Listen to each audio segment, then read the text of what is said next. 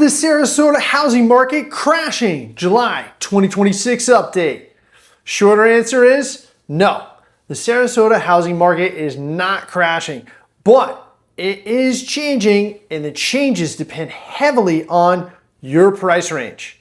The Sarasota real estate market is not moving as one single market right now, nor does it really ever.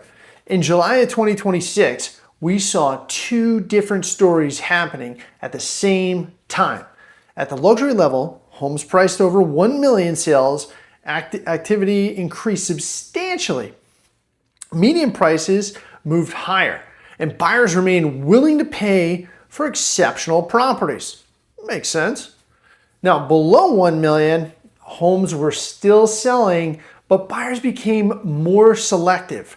Pricing mattered more. Conditions mattered more, and sellers who entered the market too aggressively, which unfortunately may have felt like they could based on prior years, often had to adjust. So, when you see a headline saying, the Sarasota market is crashing, that is too simplistic. And when you see a headline saying, the market is booming, that can be misleading too. The truth is more nuanced, all right? Sarasota is a market of price ranges, neighborhoods, property types, and buyer expectations. That's what drives price, all right? And today we're going to be taking a look at July of 2026, compared with July of 2025, using stellar MLS data across single-family homes, condos, townhomes, and villas. Let's start with the question everyone is asking. Is Sarasota crashing? All right? Again, no. A crashing market usually involves a sharp collapse in sales, broad price declines, distressed inventory, and sellers losing control across nearly every price category, right? That is not what July data shows, all right? There it is. Instead, we are seeing active buyers, completed sales in a market that is rewarding properties with the right price, condition, and location. They're selling. It's happening. It's just the market. What has changed is that buyers have more choices and they are far less willing to overpay. All right? Those golden years, a couple of years back, for the sellers, shifted just a bit. That is not a crash though. That is more selective, more disciplined market. The luxury market, over $1 million. The strongest part of the July data was the luxury segment. So if you're sitting in it, good job. In July 2025, 71 properties priced over 1 million sold. In July of 2026, 116 sold. That is an increase of approximately 63% year over year.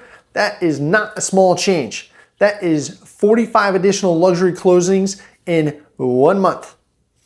Luxury buyers are not sitting on the sidelines waiting for the market to collapse. They are writing offers, completing inspections, moving funds, and closing on properties they believe are worth owning.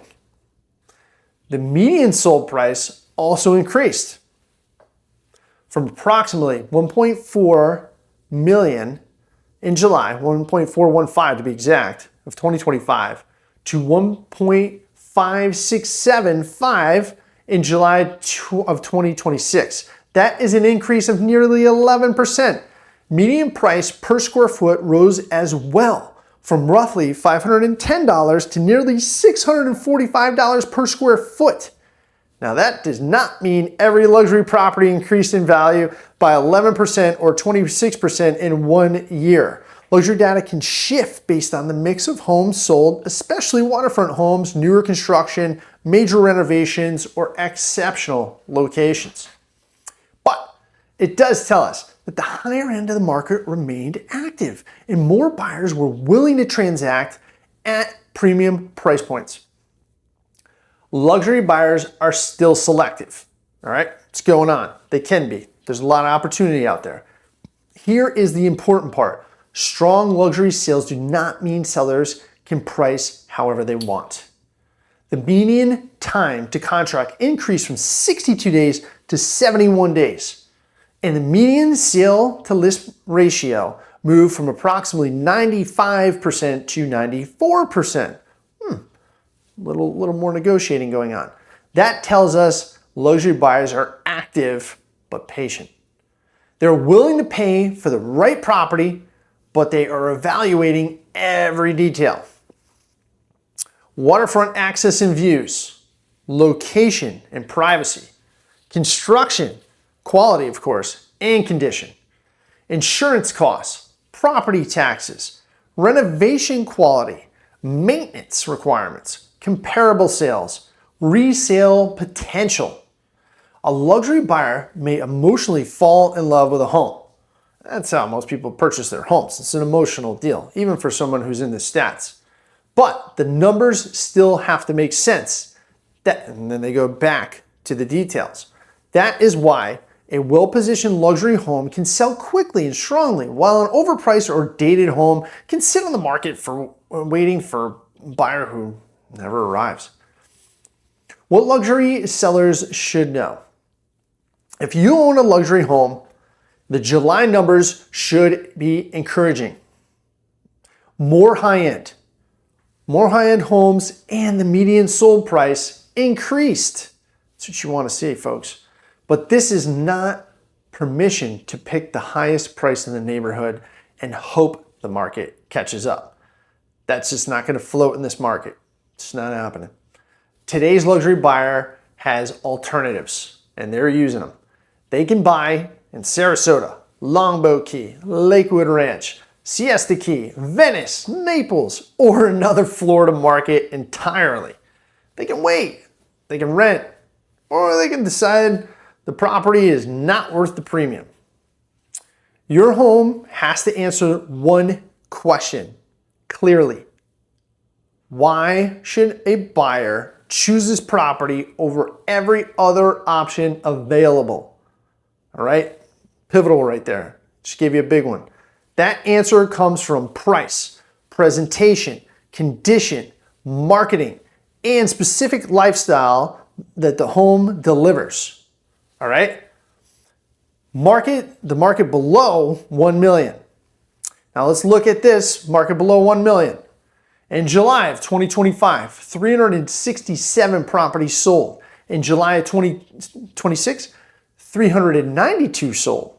That is an increase of 7%. So again, this is not a market with no buyers. More properties sold. But the median sold price declined from approximately $434,900 to $415,000, a decrease of about 5%. Median price per square foot softened slightly as well, as you would expect. That is an important distinction. Buyers are still buying, but are more price sensitive. Okay, they are not refusing to purchase, which is great news. We don't want to see that. That means we got a little bit of a fall happening. They are refusing to overpay. So they're buying those right price properties. Why are buyers more careful? Below 1 million, buyers are not only looking at purchase price, they are looking at the total monthly cost of ownership, mortgage payment, insurance, property taxes, HOA or condominium fees, flood exposure, roof age, HVAC condition, maintenance costs, potential assessments. So these are all factors here. A home may look affordable online, but once a buyer sees the insurance quote, the HOA fees, the roof age, or the repair list, the discussion changes.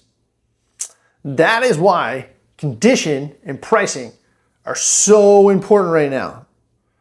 A move-in ready home that is accurately priced can still attract strong interest. A home that needs major work, has high carrying costs, or is priced above comparable options may struggle, even if the seller believes the asking price is justified. Why homes can sell faster at lower prices? Get this question quite a bit, so let's dive into it. One of the most interesting parts of the under 1 million data is this. Even though median sold price declined, the median time to contract improved slightly from 54 days to 51 days. The median sale to list ratio, right? How much people are negotiating for off the listing price, increased approximately 95% to 97%. Sellers are gaining ground in negotiations. Maybe they're pricing a little better, right? That may sound contradictory at first. How can prices soften while sellers receive a higher percentage of their asking price? The answer is accurate positioning, which I just alluded to. When a seller starts close to where the buyers see the value, there is less need for a large negotiation later. The home can attract attention quickly, generate showings, and potentially create competition. But when a seller starts too high, the property may sit, lose momentum, go through price reductions, and eventually sell for less than it might have achieved with a stronger launch strategy. It's so true, see it so often. I can't say it enough. The market is rewarding sellers who understand buyer psychology. That's what it's about, folks. What sellers should do. Here's the game plan, guys. If you are selling in Sarasota today, especially below 1 million, but above 1 million too, your first few weeks matter. That is when the listing is new, okay? You're nice and shiny, brand new on the market, everybody's checking you out. That is when the buyers are paying attention, okay? Main point. That is when agents are sharing it with their most active clients, right? You want your pricing, presentation, photography, condition, and marketing all working together from day one. It's gonna be your best presentation, right? Correct pricing does not mean giving your home away. It means creating enough buyer interest to give you, yourself, leverage. One interested buyer gives you a decision. Multiple interested buyers give you negotiating power, all right? Is it better to be bidding against another party or have multiple parties bidding against each other for the value of your home? What buyers should do. If you are buying, you have more options than buyers had in many recent years. But that does not mean every property is a bargain. A well-priced home is in great condition and a desirable location may still sell close to asking price. The best opportunities are usually properties where the seller has pressure, okay?